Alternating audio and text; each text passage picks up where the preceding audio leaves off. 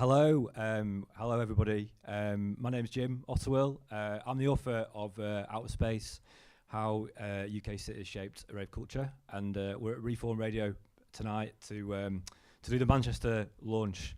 And to joining me, we've got an illustrious panel who I'm going to introduce. Starting over here, we have Ruf Dug. Hello. DJ, Balearic Man About Town, NTS DJ, Soup to Nuts, producer. Lots of other things. The next, Ruf Dug, it's Aalice. Hello. Hi everyone. Aalice is from Meat Free, Techno Night. I'm sure you all know and respect it. And then on my right side, we have Rebecca Mix-Stress. Hello. Hello. Thank you to everyone for joining us. We're going to talk about some of the themes in the book and about some of the experiences that everyone's had in Manchester. And I guess celebrate the nightlife that this amazing city has kind of generated. But I guess just to start off with, I was wondering what you all thought about defining characteristics to Manchester's nightlife, and if you thought there were any in today's kind of like scene. I guess maybe start with Si at the end, and then we'll work out it. I think, I don't know. It feels to me that in Manchester, God, how can you even begin to start with this? There's a sense of fun and a need to have fun and to enjoy oneself that sort of supersedes anything else. In Manchester, when we would book DJs to come and play in Manchester, we would tell them to just play whatever. They have to play everything and to play whatever they like. It's a city where you can listen to the most ultra credible, cool, hipsterish tune being played right next to the most commercial song you've ever heard in your life, and nobody in the room will complain, and everybody will have it just as large to both types of things. There seems to be, and I don't know if I'm projecting or not, but there seems to be a societal, a communal sense of pride in Manchester at this culture, which Manchester was key in initiating. Folk culture, contemporary culture for common people began in Manchester in many regards. And I think that societally we feel a collective pride about that and revel in that in every way. And we love all forms of culture. And so it's there's an overarching kind of appreciation of the culture in all its forms that transcends, you know, just being a househead or being into techno or being into something, which is how perhaps someone who loves music that deeply might express themselves in another city or another place. But what's particular about Manchester it certainly feels that way, is that people are more open-minded, and that open-mindedness is rooted in a geographically kind of located sense of pride. Whether people are aware of that or not, I think that exists, and you know, it permeates through all of us. And if you were wondering why you felt so happy about hearing shit music next to good music, now you know. Wow, that's a great answer. Aalice, what do you think? I mean, I agree, and I think that, you know, you touched on the pride, and I guess the first thing that came to my mind is I've been in Manchester for 10 years, so there's only really a couple of cycles of the music scene that I've been able to witness firsthand. And I think the thing that always happens, you know, nights kind of come and go. Not Meat Free still here, but plenty of nights come and go. People do it as a hobby, and that's totally understandable. But I think what kind of binds everyone is like everyone's willing to like work for it. It's like a city of grafters, like really.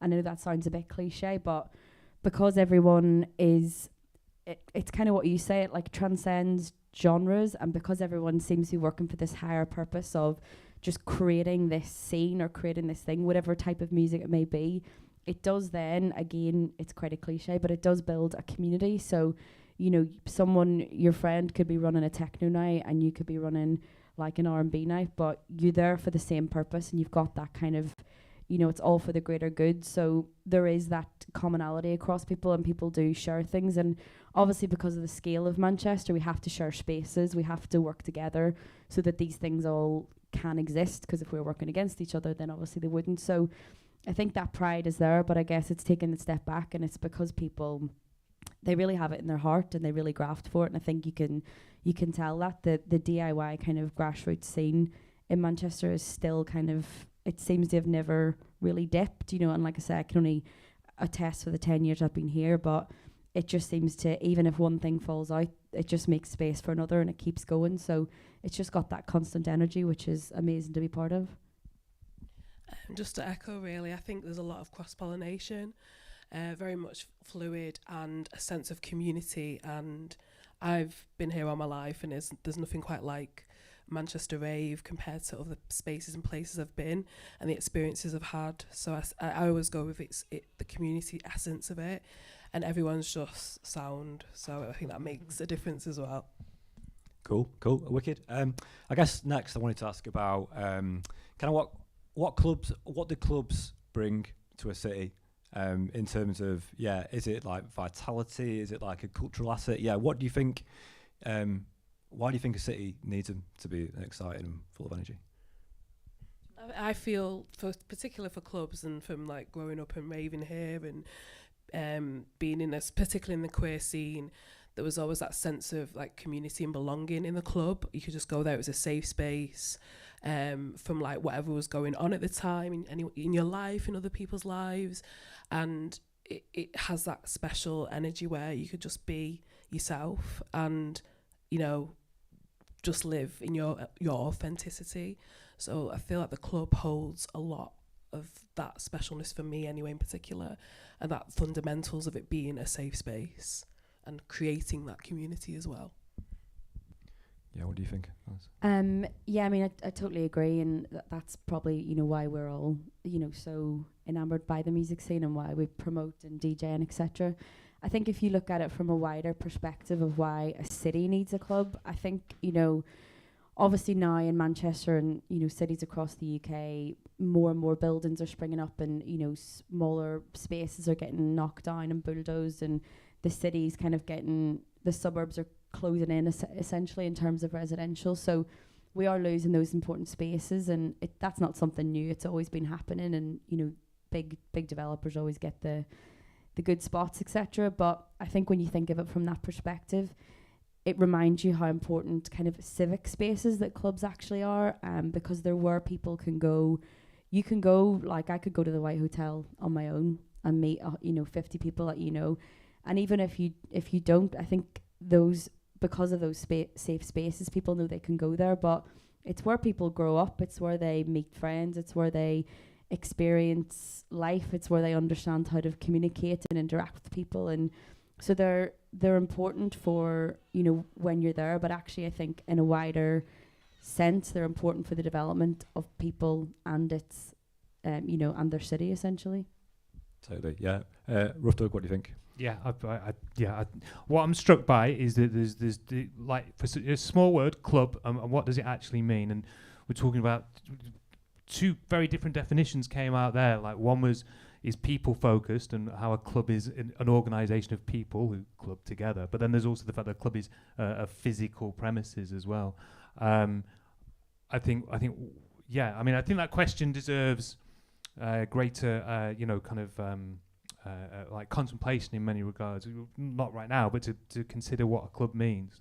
I think what you've said, Alice, that's what strikes me the most as the most important function as a club, and what we mean when we actually use this word.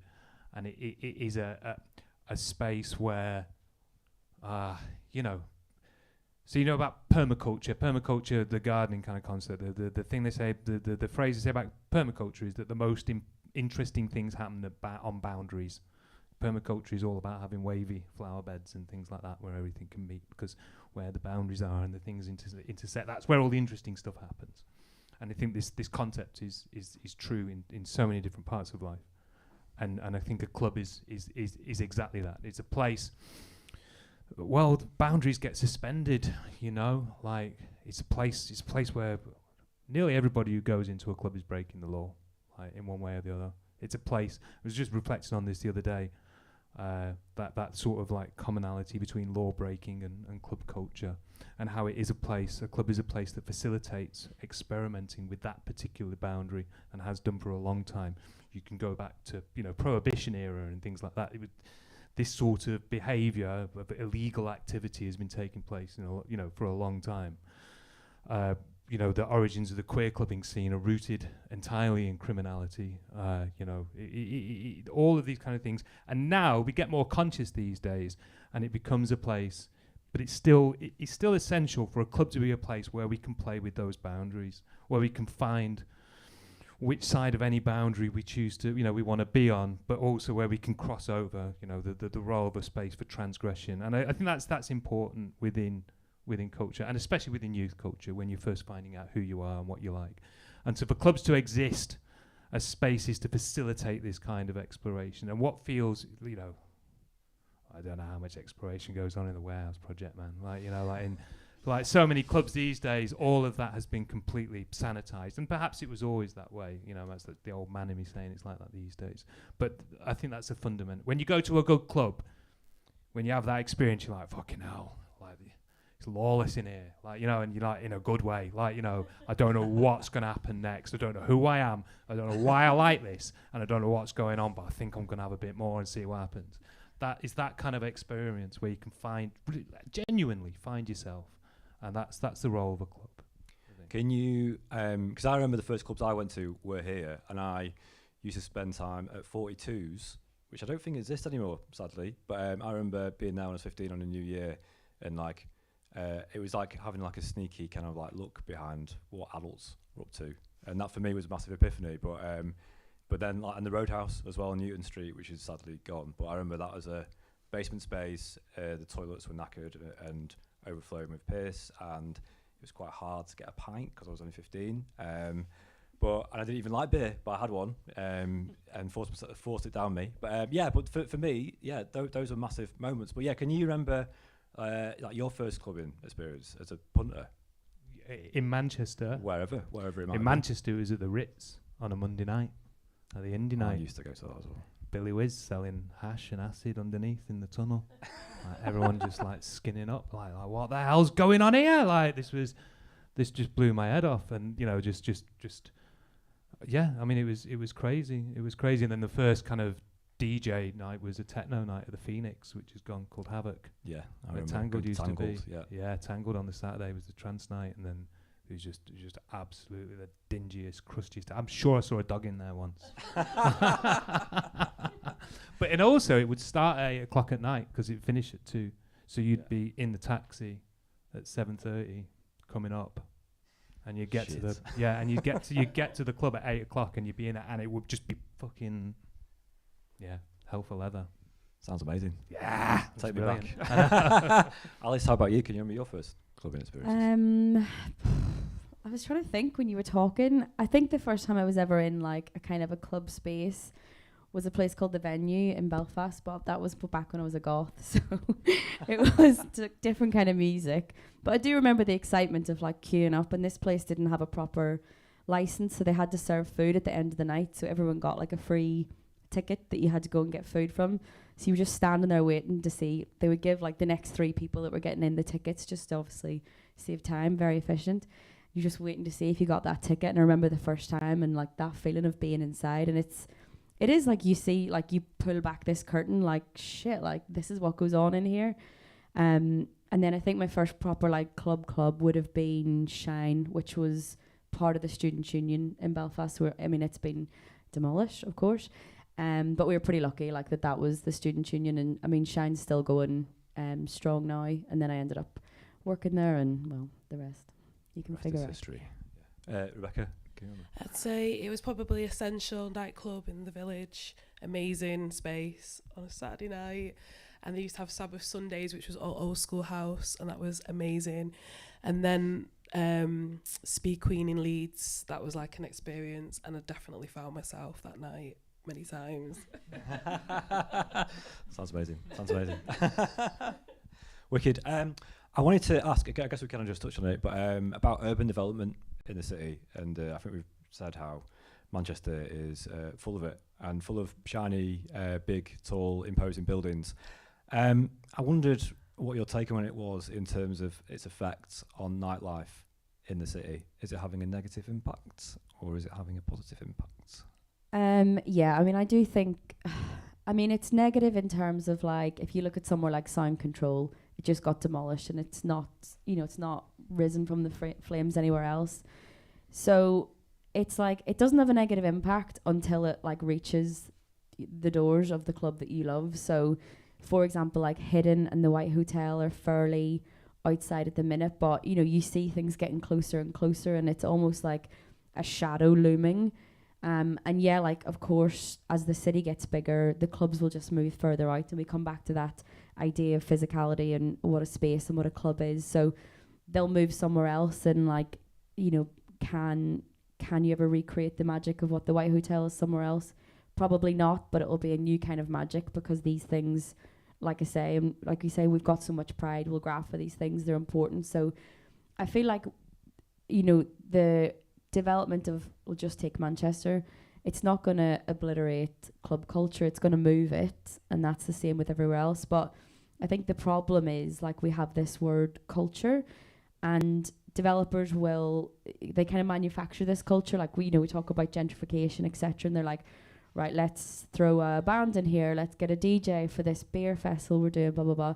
And all those things are great, because people don't want to live in soulless spaces, but there is then a real danger of this culture just being packaged up, commoditized, even weaponized, and just being able to kind of slap it on and say, we've built this new development, it's community focused, blah, blah, blah, blah, blah. So I think there just becomes a danger in things like that. In terms of club culture itself, it'll kill it momentarily, and then, you know, it'll pop up somewhere else. But I think there's wider issues, and I don't think that many of the developers, there's a couple that are, you know, kind of responsible, and they will, you know, like for example, Capital and Centric, they're very good at, you know, regenerating existing spaces, which is obviously the most sustainable way to do something, and the space is already there. But a lot of them are irresponsible, and you know, it's just money talks, and but it's the same everywhere. I think sometimes Manchester, we get a little bit like precious, like, oh no, it couldn't happen to us, like we're Manchester, you know, we're up north, it's grim up here, etc. Like, it is happening, and progress is good because people need money and the city needs investment. But I do think there is a real danger of that kind of commoditization of what we know as culture. What do you think, Si? Yeah, I mean, I think it feels at the moment it's a bit tricky if you're a brand new promoter and you've got some nice little idea and you want to do a little party. I don't know where you'd really do that now. There's you know, we've got some world class. White Hotel is one of the best clubs in the world. It just simply is. And you know, there's a few other really good spots. But now to do if you want to do something at one of these venues, it's not a place for a newcomer now to come and to spring up and do things. There are a few interesting spots that are further on the peripheries, pubs and things, Derby Brewery, Appy Tap House, places like this. But I just wonder what's going to happen for all of those, because that part of the scene, which is often been a really key part of Manchester's scene for a long time, to the grassroots. I just wonder, and I think perhaps it's a function of this kind of appropriation of culture by developers, and developers want something shiny. Look at our shiny new nightclub, and we're gonna, you know, honour Manchester's clubbing heritage by booking the same 10 DJs that play in every other club, you know, rather than like, here's an interesting space and we're gonna give this to the Partisan Collective for the next 5 years, and that's gonna be their home. Like, you know, we could have a bit of factory, but I'm not gonna have a bit of factory. No. So yeah, I think that's something that's going to go. I think that's a real problem, and I think it probably could become more of a problem, because I just don't know who the advocate for those people is in this shiny world.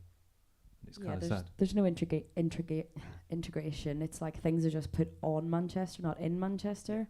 So if they did, for example, you know, say, right, this is a space, and I mean, that's how they used to do it. Like, that's how gentrification began back in New York. They would find this old disused place and be like, let's do a couple of like pop-up block parties. People think it's really cool, and then actually it's the developers paying the people. This is what you talk about in the book, isn't it? Is it the role of the nightclub basically in the development? you could say it better. Yeah, well, the creatives are at the front line of gentrification, and I guess and then obviously prices go up, developers come in, kick out the creatives have to go further out, and it's obviously it happens everywhere. But I guess it's fascinating to hear about Hidden and White Hotel and the shadow kind of looming. It's like, how far out do you go? And I guess I live in Liverpool at the moment, and there isn't the infrastructure for a great club to exist really on the outskirts of Liverpool, because the transport links aren't quite as good. There aren't as many Ubers. It's just like it'd be tough for a club to survive in that kind of like environment. Whereas I guess if you compare it with London, there's always another stop on the tube. There's always somewhere the infrastructure's there. People are used to travelling. I guess it's just hard in the smaller cities. But yeah, it's like where's the next frontier? Where's the next place? It's like, do you want to go clubbing in Bury? Well, so the new spot, like is Six Trees now, is out in Trafford Park. That's in Trafford Park. Yeah. So you're now getting the because it's on the tram line. So it's already, and that's out of town. That's not in town. Yeah. What do you think, Rebecca? Yeah, I just think things are going to be pushed further out, and it's having those transport links to get to those places. But definitely, people always find a way to make a party or do something, especially grassroots. But I just think it's going to go further out. And I always remember seeing when Legends got turned into apartments, and Legends was an amazing club. Used to have Homo Electric there originally, and it was just a great spot. And then when that went, it was like very disheartening. But you could see like the cracks of it starting to begin. So but then people just found other spaces and places. But I do think it's just going to be pushed further out, personally. Cool. Okay. I guess my next question is about what we can do, I guess, to stem the kind of like loss of clubs. There were some stats published recently about how we've lost a fifth of nightclubs since 2019. And I'd be interested to hear what you think needs to change for that to be put in reverse, or for it to at least come to a standstill. Because I guess that's the narrative, is that we've been losing clubs and the pressures are massive in terms of obviously like COVID, cost of living that everyone's banging about, but is a very real issue.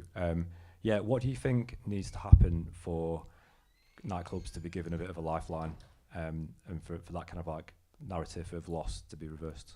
Aalice? Tories out first, probably. Tories out. Absolutely. I mean, it's a tricky question to answer, because yes, we're losing nightclubs, but we're also losing restaurants and travel agents and greengrocers and, you know, all these other things. It's like city centres are just kind of depleting, and that's obviously a symptom of COVID in terms of that people staying out in the suburbs, etc., and people not really utilising the city centres as much as they did. So that's one thing. Rather than dragging everyone back to an office, I'm not sure what we can do. I mean, better transport at night, things like that are always cited, but Manchester's not too bad, really. I think it's just more about a societal thing, because I think at the minute it's the cost of living that people, I mean, I don't know what, Rebecca, what you're saying, but in terms of like ticket sales, like Meat Free still doing well. We kind of sell it at all events, but it's in the last week, like people are living, like no one's really planning anymore. No one's saying, right, you know, if you sell a couple of tickets on release, you're like, okay, it's gonna be fine. But everything happens in that last week. So I think just everyone's lifestyle has changed, and I think we just have to accept that until there is a wider change in society and how we kind of treat our citizens, and you know, there's a huge governmental shift, and people can actually be paid what they should be getting paid, not overpaying for things, then I think we are just going to continue to lose places. I mean, there's probably been a few places that have been weeded out that should have closed, which is good. So it leaves the good ones still in place. But I think we can't even talk about losing clubs without talking about losing all these other like vital services as well. Yeah, I just think it's a societal thing, and the footfall has definitely decreased in terms of like percentages of people coming out, and people are coming out probably last minute as well. So how do you manage that if you're promoting a night or putting a night on? It is very difficult, and if you're living like paycheck to paycheck and things like that, at the minute it's such a sensitive time to think about that. And again, bun the Tories. So What do you think, Ruf Dug? Have you got? Yeah, I think the Tories have just got to fucking go, basically. I kind of feel compelled not to say anything else, just to allow that Just statement to Just let that sink hang. in. Yeah. Fuck the Tory. You could say it really slowly. Fuck. I do think there's just what the one thing I have to add is just this, especially nightclubs are places for for young people. It's very much a product of youth culture or a place for youth culture, and I think that youth culture has just suffered just such an enormous interruption. You've got all these 20-year-olds that haven't been out for like their entire adult life, and so what does a club mean to them? What does it? And I think it's going to take a little while, but for that little issue to resolve itself and to settle down. I think it's a complicated time for. I'd hate to be 20 right now. I really would. I think it's horrible. Just 2 years of just being sat on your ass and then dumped into it with all this expectation, but everything's a bit weird and everything, not knowing what's going on. I think it's complicated. Yeah, definitely, I agree. It's a tough time. But yeah, it's interesting. Yeah, to say about the other services as well. Yeah, I guess it's just it's definitely nuanced right Yeah. now, like more than ever. So it's not an easy question to answer. Apart that, from really. fuck the Tories, that's Yeah. not much nuance there. I guess my next question is about how people in positions of authority view clubs. I guess in Berlin, there's a cultural gravitas. I think that's associated with nightlife that isn't the same here. Is that a systemic thing? Is that again we can blame the Tories again for that? But yeah, I'm interested about your take on that. And what is it? Just literally we need a change of government, or is it? Do you think it might change when people who've had experiences in nightclubs, genuine, proper, authentic experiences, not Michael Gove doing Beacon on a Sunday night in Aberdeen? But yeah, do you think that's what's needed in terms of that, to change and to give it the gravitas that it deserves? I think it's about obviously people how people look and view culture as well, and the hospitality industry in general, and because obviously that's always the first that's impacted, and it's the perception, isn't it? And it's like you say, not having that gravitas like other European cities. How do we view it in a UK perspective? I definitely think it's more from the top down and people actually understanding that. We obviously have, nighttime economy advisor Sasha Law, don't we, that looks at the actual industry as well. So that's some help because he links in with Andy Burnham as well. So there's some support there. But, I do think there could be more, and I definitely think sometimes it's just not taken seriously enough. I mean, it seems in Manchester that Burnham and Sasha actually get it in a way that that doesn't seem to be the same, replicated in other cities. Mm-hmm. So I feel like Manchester's got a bit of a advantage in that respect. Absolutely. Yeah. What do you guys think, Alice? I No. Sorry. I agree. I mean, I think in Berlin, if you look at Berghain or something, it probably brings in a hell of a lot more money and tourism than Hidden, for example. No offense to Hidden, but so there is. I think let's not get too carried away to think that the German authorities are much more open-minded than ours. I think probably a lot of it is economic as well, and if but obviously the two things are connected and it's a cycle. But I think it's more about. I think when you say about it not being taken seriously, I think we have to attack that at all angles. So people just not getting paid fairly for things because DJing's fun. Would you just do this or would you just, So I think at all levels, we can't just blame the top. I think it has to come from the bottom as well. And it's making sure that people always get paid, making sure that people are fairly represented, making sure that your dance floors and your booths are actually inclusive, they are accessible. Not just in a physical way, but in all ways that people might need, and making sure that everyone that's working to make some kind of cultural event happen, be that rave or not, gets paid, gets respected, and I think it has to start there as well, and we have to kind of somewhere meet in the middle. There's a real danger because generally everyone has fun. It's if you have fun, it's hard to make it serious as well, but we have to take it seriously for it to be taken seriously. Yeah, I mean, I feel that like I guess like Manchester, we should be grateful that Manchester has cashed in on the reputation of the hacienda for so long. I think because it's so inextricably linked with Manchester's identity now. You said the hacienda word first. I've not. Well, context. I was like being somewhat disparaging. In, of course, always in it, but. Because now Manchester is so intrinsically linked with the concept of club life that it would be like wildly hypocritical for anything like overly undue to happen towards clubbing, and it feels quite permissive here. The White Hotel goes till 8 o'clock in the morning, and it's mega. There's not too many spots in the UK that do that without like enormous licensing concessions and things like that. Certainly not like the White Hotel does. We've got with temporary event notices, you can do all kinds of great things here. We've got as someone who's put on events in different cities, and varying degrees of legality. Like it's not too bad in Manchester to do things on the whole. And I think I think we are quite lucky in that regard. And I think that the feeling the authorities have towards nighttime activity goes a little bit more beyond the tokenistic or the simply economically focused. I think there is a degree of and I think that's because I think everybody kind of likes it a bit here as well. I don't think there's too many people that don't like nightclubs or having it. I think we're linked in. Yeah, I think it's a Manc thing. I don't think it's the same in every city in the UK, in England even. I mean, London, it's a completely different game. And then if you were to go to some of the other cities, Liverpool sounds like it's a nightmare. Like to in terms of the relationship between the council and the club owners. So I think it could be better always, but I think we do have it pretty decently here. I'm interested to hear what your collective take is on a club like the Warehouse Project. When we were in Liverpool last week, there were certain questions asked to Graham Park, who from the Hacienda, and about exclusivity contracts and the impact on Liverpool of that coming from the Warehouse Project.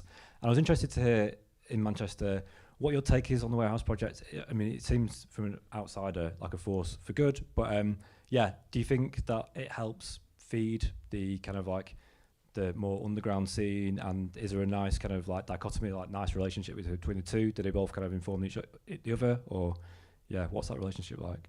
I think it's nuanced. I think it's very nuanced. I can't buy the Warehouse Project.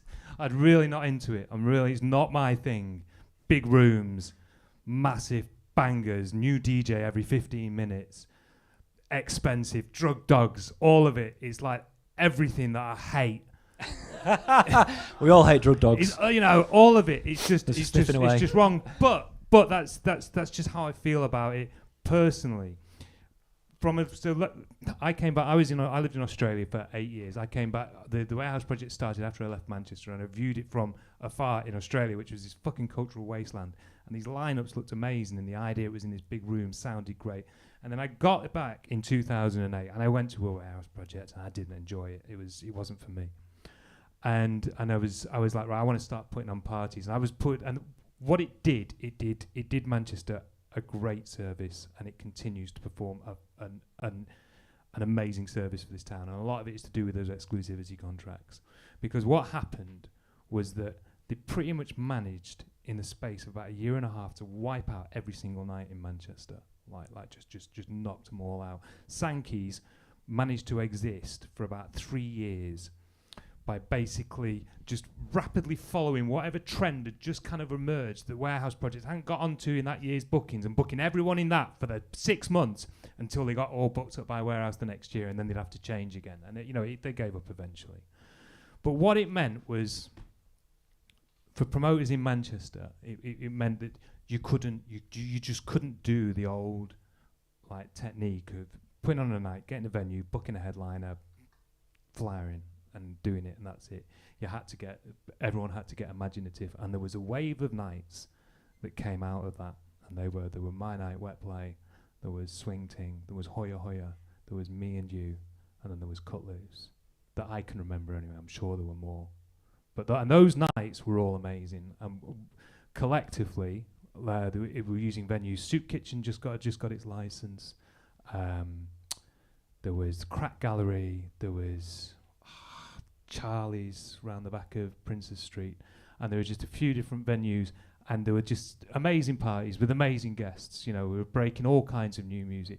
It was just pre-Boiler Room. The music, you know, like the everything was really fragmenting into micro genres really quickly, and it was just such an exciting night. And all these parties were brilliant because they were quite often light focused. You had amazing local DJs. You had John Kay, you had Lister, you had bloody Kicking Pigeon. You had all these great local DJs that were all really coming up, that were on a par with the guests that were coming in, and the guests that were coming in were bringing in great music, and the crowds were people were lapping it up because it wasn't the Warehouse Project.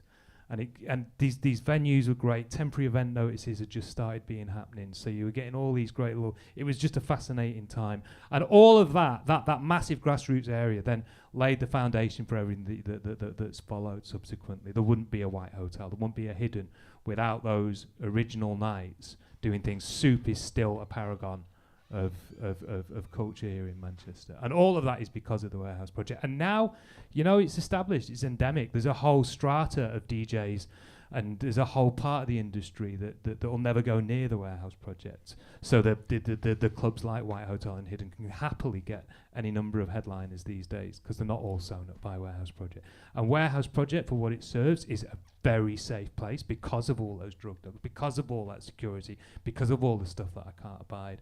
And if you're a 17-year-old or an 18-year-old and you're going for your first ever clubbing experience, it's a great place to go.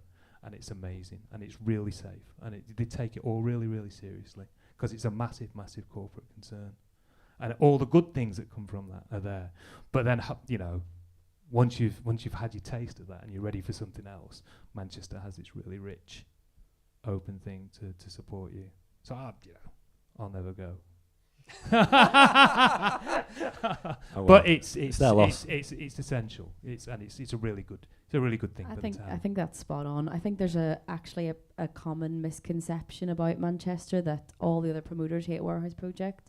Just is what it is. It's there. Everything that you've said, and I don't know any promoter in the past 7 years that's been like, oh shit, I wanted to book that person that the Warehouse Project have. So those exclusivity contracts and stuff, I don't think they bother anyone. Everyone just gets on with it. Yeah, I totally agree with Si. I was there last weekend and it was like, whoa. But you can see all the younger generations just loving it, and I loved observing that. But I love my smaller clubs and vibes. So, but there's something for everyone in this city, isn't there? That's the thing.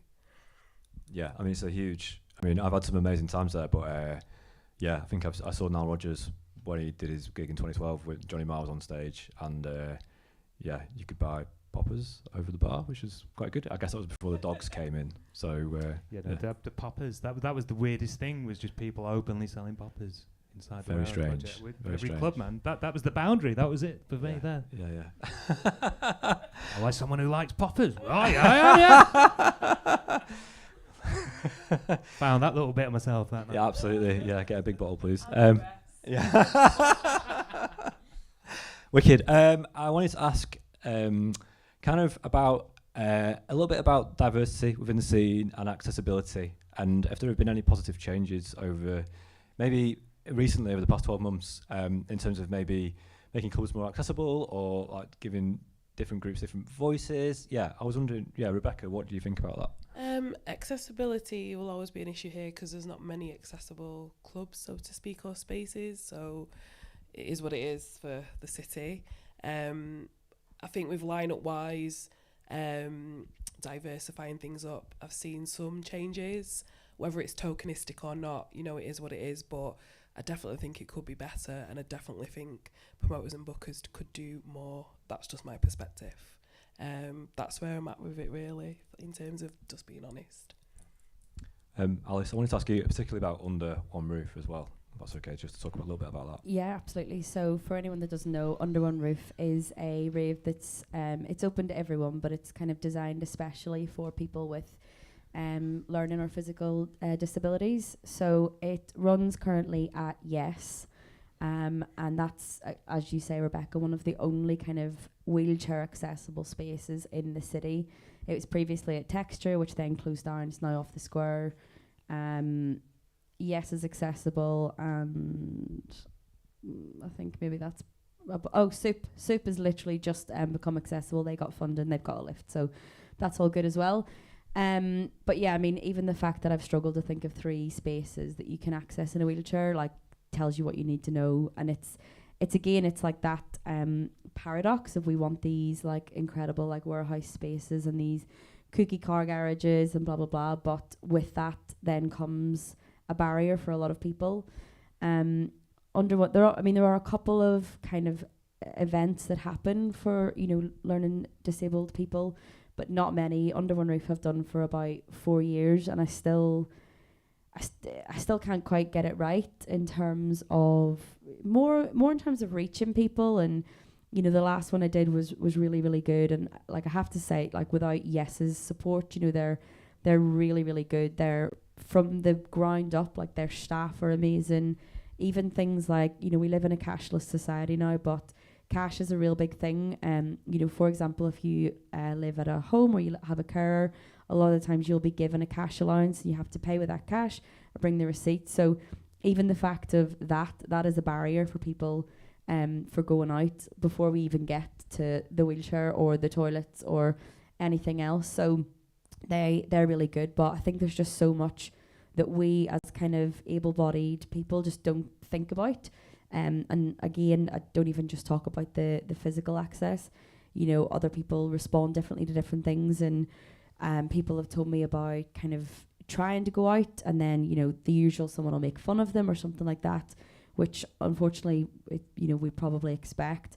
But then even just maybe the way someone presents themselves, you know, someone that works the door doesn't understand that person and maybe thinks they're drunk or they're on drugs and turns them away.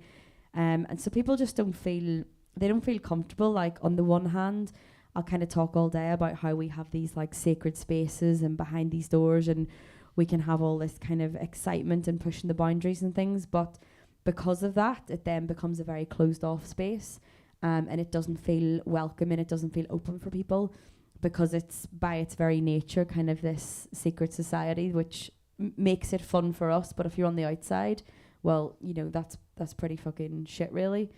So Under One Roof has been amazing, and I love doing it. But, you know, there was even, I've told the story a million times, but I just think it's really important. So there's a DJ called Jake Smith who's got cerebral palsy, who's in a wheelchair as well. He's a really, really good DJ. I've had him loads of times.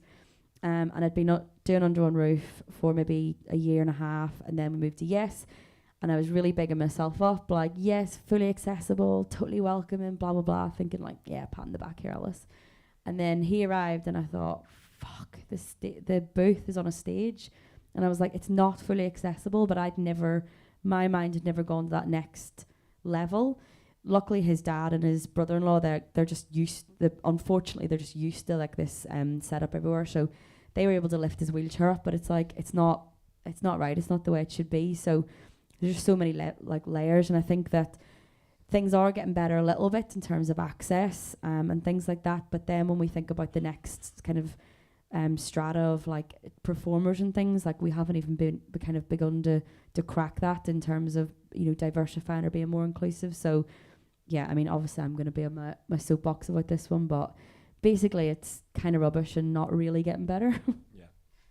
I mean, yeah, are there any kind of organisations who are kind of like offering support in that way to kind of like, to kind of make it, just to get this kind of issue kind of like just louder and more people talking about it? There is Attitude Is Everything, but it's kind of a national charity, and they've got really good resources and things on their website. But when it comes to kind of the nitty gritty, you know, obviously there's only so much they can do.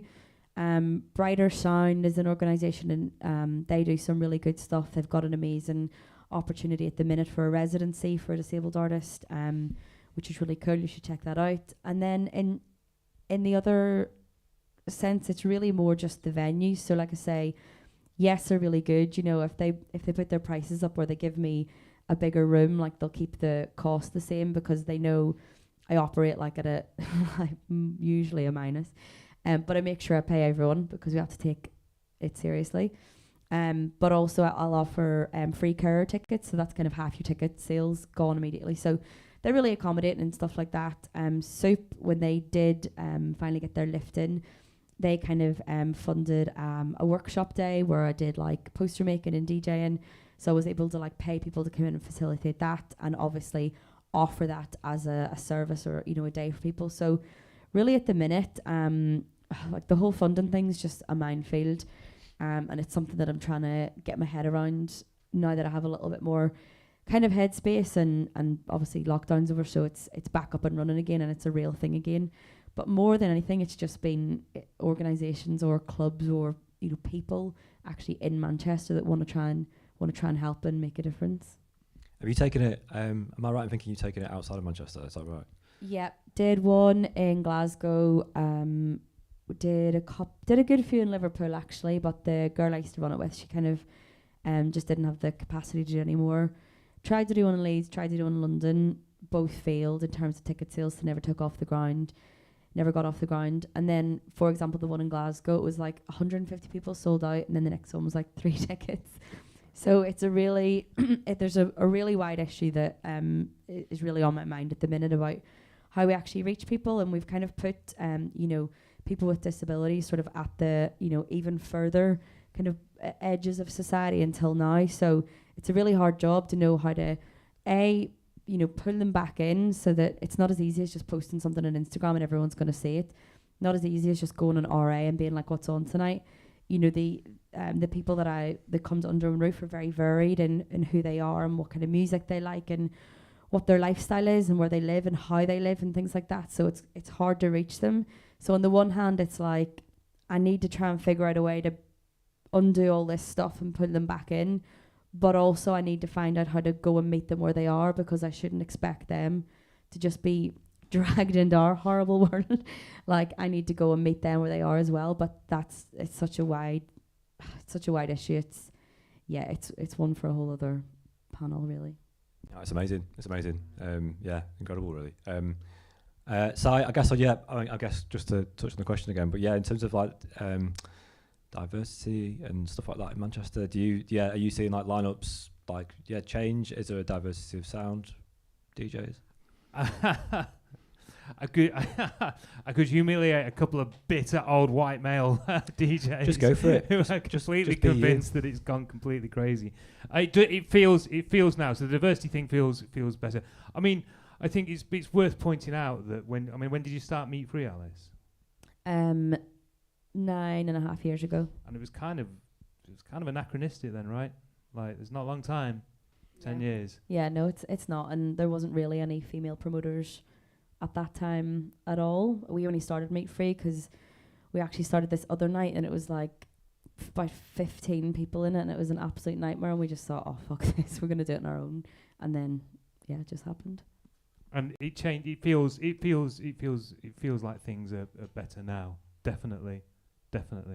I just want to shout out All Hands on Deck, the Partisan Collective, who I think are just you know, basically it's a female, trans, queer, just anything except identifying as a cis male, and you're in the gang basically, and it's great. The work they've done is really super. Am I the right person to I feel just a bit of a fraud being a white guy, you know, talking about all this, man, you know. I feel like people are putting on more of their own events, like DIY. A lot of has popped up post-pandemic. Partisan has really supported that. Partisan supported my very first Rebecca Never Becky event back in 2018. They were very, very supportive of grassroots. So having observed post-pandemic what's going on, definitely more parties are popping up. So if people are trying to do it themselves, put on lineups that they want to see, people they want to see. So I'm all for backing that. Is Partisan quite a vital space at the moment? Yeah, so, absolutely. Yeah. And they're moving into Islington Mill soon, which is a great space, which is being redeveloped. So I'm excited to see the journey it goes on when it reopens, for sure. Partisan is my favourite thing about Manchester. Whenever I'm away and when I'm talking about Manchester, it's the number one thing I big up. I've got a great relationship with them. I've been involved with them since pretty much the beginning. I think it's the thing that we should be almost the most proud of in this town. What's so special about it for those who don't know? What would you say that's so? Just the look on people's faces when they go to an event and they realise that everyone in the room is a volunteer. Like just the way, just that simple. That's such a subversive, such a profound thing, and just the impact it has on people. That is worth any amount of. I mean, they do so much good work. All the marginalised groups that have a platform and a space and a voice and some funding, and the way that money's raised, the way that the constitution of the entire organisation, it's utopian. It shouldn't even exist anymore. It should have fallen apart like in infighting a long time ago, but it still exists, and it's such a vital force. They've got a really good Riso machine, and I can print all my. But the Riso machine, you just go and print your own posters. Like it's DIY. I mean, I come from a DIY background. I came up through squat parties in Sydney. That's where I started. DIY runs through everything I do, and they are just the contemporary embodiment of it, and it's just brilliant. Wicked, big up Partisan. I guess next question. I wanted to ask about. I guess during lockdowns, COVID, virtual worlds were what we inhabited rather than being in the same space together. How do you think the virtual world informs the physical world? I guess at the time, lots of people were talking about how maybe it could replace it, but I mean, for me, I like being in the sweat, the stink, the dripping basement club. I was wondering what your takes on that were, that relationship between digital and physical, and do you think digital will ever replace the physical? I don't. Well, it probably will replace it one day when we're all like androids. But I think now it has its place. I mean, again, there's a bit of an irony to, if you look at something like what they can do in the metaverse now. So, for example, one of the biggest examples is like Travis Scott concert in Fortnite. So like a kid in Oldham's watching that, the same time a kid in Ohio was watching that. Neither of those two would have been able to experience that. So there's definitely like a lot of benefits, but I think it's just like, I think we talk about like physical and digital as if they're spaces, and obviously they are with the metaverse and Web3. We're getting more into that, but at the minute, I think where we are is like they're not the same, because digital is just another form of media. It's a new media. It's not yet a space. So I think until we're at a point where the metaverse is fully formed and everyone is actually fully subscribed to it and engaging in it and being part of that kind of Web3 create generation, then I don't think we can even, have the conversation. Like if you look at something like Boiler Room or Keep Hush or like the horror stuff, that is essentially mostly digital because people are just watching it and people love that. But again, it's like, it's not a replacement. It's just a form of media, as I see it. It's not like a space just yet. It's like an enhancement to the experience and having that reach or wider reach to reach other audiences that want to see what's going on in a grassroots event or something. So I do a project at work called Main Room. So we stream grassroots clubbing experiences. We're doing something at Yes at the end of this month with Not Bad for a Girl.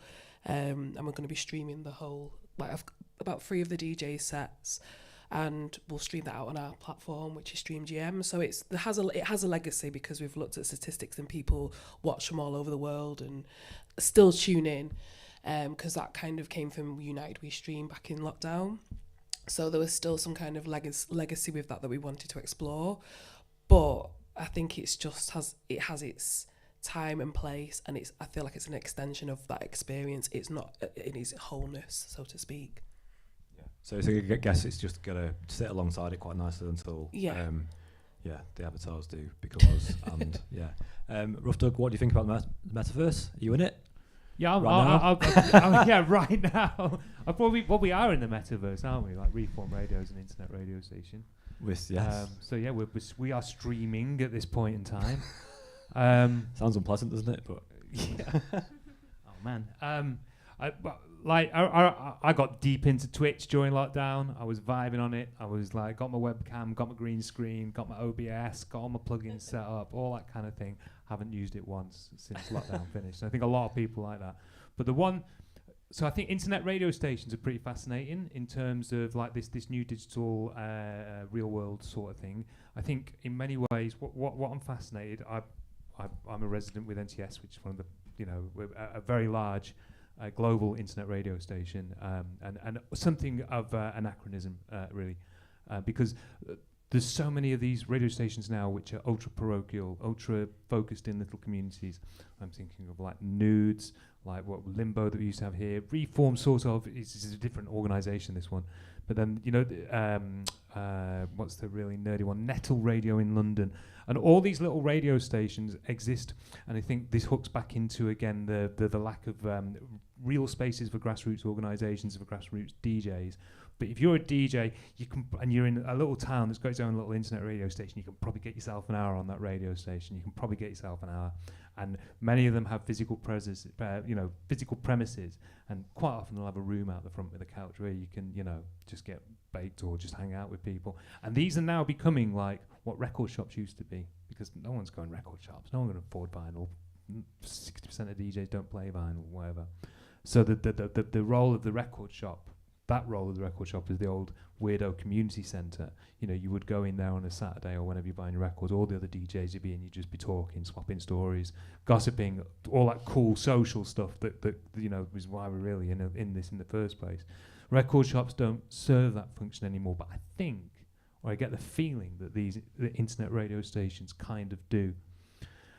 And it's interesting that where, you know, this concept of having an internet radio station I can broadcast from my room to anyone in the world, and that was what we were all sold on as the joy of the internet. But the fact that it's actually then gone completely in a different way, and they become like crystallizing points for these hyper local scenes. There's one in Stoke. There's Melodic Distraction is the Liverpool one, isn't it?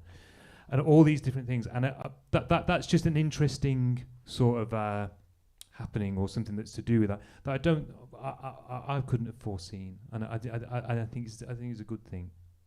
I mean, both yourself and Alice, you've both done a boiler room. How was that, doing that? And yeah, did you? Horrible. Oh, was it? How so? I mean, I've been to a boiler room. I know that a very sterile environment. No, I mean it was good fun. It's just a very highly stressful situation. I did mine ages ago, man. I did mine like 10 years ago. Like that's before boiler room. But it was a different beast. It was. I don't know. It was that grassroots. I think I just got it on the tail end. But I heard a funny story. So my friend Lucas, he's gone now. It was Luca Lozano. He was telling me today he DJ'd in Singapore. He's a proper globetrotter. So he was DJing in Singapore recently, post-lockdown. And all the kids came into the club, and because their only frame of reference was boiler room, they all came in and straight away were just like, and he was saying he was playing all night in the club, and even when it was empty, there was no warm-up. Everyone just went straight into it, straight balls to the wall, banging it out. And even when there were just like 3 people in the club, all just you know, going crazy like all the knobheads in the booth on boiler room do. You know, just doing that. But it's a learned behaviour. So they're coming into a club to pretend that they're to like, what is it, like boiler room cosplay in the club now? And the DJs are just as bad, like, you know, because now you've got to wear something stupid and, you know, have a gimmick and sling your head around like you're on boiler room. It sounds awful. To me, but I mean, yeah, I mean, I've been to one, and it was very weird to be there. There's a camera and they had free beers, so I guess the more beers you have, the more you kind of want to get on the camera. Cause you just like the idea of just being in a DJ booth with 8 million people. Like, there's a reason why DJs want to be on this side with everyone else on the other side, and it's because we are typically the most antisocial people in the room. And we like hiding. Why do you think we want to go to a club with 1 million people in a party and put ourselves behind a big barrier where no one can come and get us? And that's why. And so this idea of having 8 million people behind is just terrifying. I actually I did my boiler room in Belfast, and it was in an old disused B&Q that I actually used to work in when I was a teenager. So it was quite the homecoming from the refunds desk to the booth. I was gonna wear my B&Q apron because of course my mum kept it, but that was before I knew I was booked for the festival, and then after I found out I was in boiler room, I thought, no, like, this joke's out of context. I'm just gonna look like a dickhead. So it's taking DIY to a whole new level, isn't it? Ha. Sorry. Cool. I mean, yeah, I wanted to ask a little bit about I guess we kind of touch on it here, but digital world, and obviously, and the way we consume music, and I guess, has that meant your record boxes are kind of just, I guess, deeper, broader than perhaps they would have been if it was just having to go to vinyl exchange and more spinning? Which version of record box? I mean, as in just your actual, I guess, your selections. Are you tapping into sounds that are kind of like from different parts of the world maybe you wouldn't have got into thanks to the internet? I guess that's kind of a yes. I check my Discover Weekly on Spotify religiously every week, and I find new music every week from Discover Weekly. It's the algorithm gave it to me. Just if that makes me a bad person, fuck it. I still found some music I never would have found any other way. Really good, that algorithm. I stand that as well. I do on Discover. It's great. So yeah. Release Radar can do one. I don't know go there, but Discover Weekly's the one for me, definitely. Yeah, I mean, I agree. I use my Spotify more for like my easy listening. So I didn't really discover much on there, but for like things like Bandcamp, when you start to look at other people's collections and stuff, like, yeah, of course. But I mean, I've always like started my first thing was Napster, so that was my first foray into music downloading. So it's always kind of been there. Not really a big change in that sense, but I guess now it's just sometimes it's almost too much choice. It's just like it's reached saturation. You don't know where to start, which is why I think things like Bandcamp over other platforms are good, because there is still that little bit of kind of community feel, and it's still kind of a bit of a clunky website, so it makes you feel like you're not being too modern. Do any of you, I mean, I guess you've mentioned this already, but yeah, in terms of like physical stores, is that just do you bother? Do you go to actual record shops? I've been smashing record shops for the last 2 weeks. It's been amazing. I've not been out for a dig all year, and I've gone fuck it, and I've just been going big, but actual, not just on Discogs, going into shops. I was just with Luke today. We just went and hit a couple more today. Where did you go, if you don't mind saying? Today I went Vinyl Exchange and Vinyl Resting Place. Yesterday I was in SK1. It was at King B the day before that, and then Reel Around the Fountain, which is in Stretford in the Arndale. Rinsed them all, everyone. Sorry, I'm going to give it a couple of weeks now. Alice, do you go record shopping? I mean, no, not really, but I think, you know, places like Eastern Bloc in Manchester, obviously it is a record store first, but I think it's a place that's really maintained that feeling. It's still a social hub, yeah, sure. People, I mean, obviously they have nights on and stuff, but yeah, they've really retained that other side of it as well. Where a lot of other places haven't, but there's a couple popped up in Stockport that seem to be kind of doing all the night same flight thing as and well stuff, is amazing. Maybe it's the resurgence now. Cool, wicked. I just had a couple of questions left, if that's all right. But I wanted to ask about favourite spaces. I guess we've kind of touched on this, but yeah, I wanted to just to hear, I guess as a formal question, what your kind of like favourite spaces are in the city, and I guess why. I guess we talked about the White Hotel, but I'm intrigued to hear a bit more about that. Just the White Hotel. It's specifically when the sun rises. It's like, I don't know, it's like Ars Vedra. It's got this magnetic force that just does not seem to let you walk home on a Friday night without popping in for 2 or 10 hours. But it is that space now where like everyone's there, everyone knows your name. There's always something good on. And I think what actually makes, you know, all joking aside, what makes the White Hotel so special is that it's not... It doesn't have one genre. Like, it's not like you're going to be there doing the same thing every night. So because they've really kept that, and I do think they've really kept like a musical integrity about them, and you know, as you say, it is hard for these new promoters and stuff, but they've got those walls up for a reason, and that's why it's stayed so special. So I think everyone loves it, and there's always kind of something new. And then I do actually really love playing the Blue Room in Hidden. I'm a resident there, and I really enjoy that space. Like that was one place I think really came out of lockdown. They just swapped so many things around, changed it up, and really for the better. Yeah, just echo White Hotel. It's always a good time. And I love Soup Kitchen as well. I love playing there. And just other hangouts, not necessarily club spaces, but yeah, in terms of club space, definitely the White Hotel. Cool. Wicked. I guess I had just one real question left, really. And I guess in the book we touched on it in terms of, I guess it's the book is meant to be a celebration of nightlife, not like an epitaph. But yeah, I was interested to hear your takes on that in terms of, I guess we're all evangelists for clubs and love music and love the club. But yeah, do you feel like there's a future for the nightclub? I know this is a massive question and there are loads of nuances to it, but yeah, I'm just intrigued to hear what your take on that is. And yeah, do you feel optimistic now that we're kind of, I guess that COVID's maybe we're leaving that kind of phase behind, and I guess there are more challenges ahead? But yeah, what's your take on that? Anyone? What is optimism anymore? Oh, God. I'm only joking. I'm optimistic. I always got to have a bit of hope in it, and like for what's to come, what's going to happen, what's going to pop up, and just like community essence and supporting each other, going to your friends' events, supporting their parties. So yeah, I'm hopeful. I'll just say that. That's good. I'm more than hopeful. I'm excited. I'm really positive. I am optimistic. I think it's going to be a terrific time. I think festivals are just going to be hardly any next year. I think they kind of died on their arse a bit.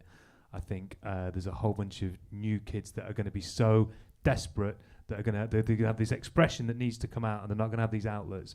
And I think that a combination of like just woefully underfunded police plus a wider societal acceptance of things happening in weird places means that there's going to be a golden age of squat parties. I really think that's going to happen. I think it's going to be great. I think it's going to be. I don't know that I'm going to like any of the music, and I think that I'm going to be. I think I'm going to be too old to go to any of the parties. But I think it's a very exciting, because I think this lack of, I think the fact that everyone's going to be so skint. And there's going to be, they've got this wave of kids that, because they've had that interrupted thing, there's dance music's a continuous culture. What happens in the club one day is predicated by what happened the week before. What a DJ's playing one week is based entirely on what they've heard the week before. And you've had an interruption for 2 years to that culture, and it's going to take a long time to recover, if at all. Maybe it's going to splinter in different ways. I think all these kids are just going to work this out for themselves eventually. They're going to get tired of the same old thing. They're going to need to find new ways, and they will. And I think that's really exciting. I just hope I get to go to one of them.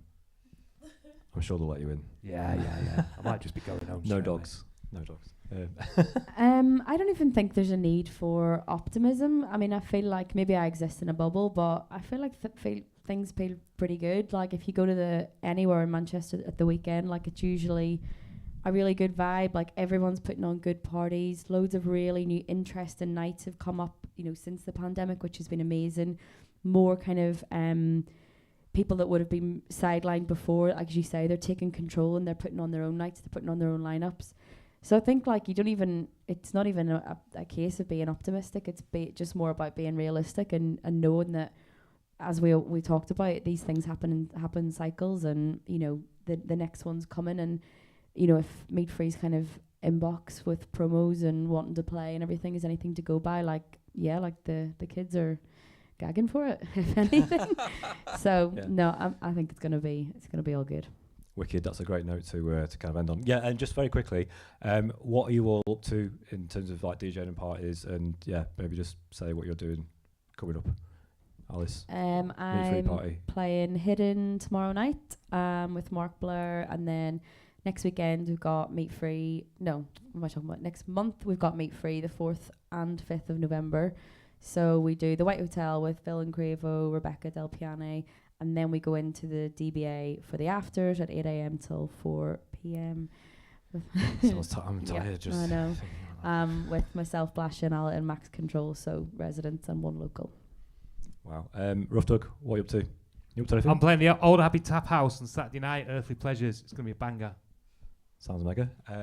Rebecca? I'm playing New Century Hall on Saturday, and then I'm going to play at Contact Theatre for Black Angel's 25th anniversary, which was an epic queer night back in the day, and it's having its resurgence. So I'm playing that with some other DJs. That should be fun.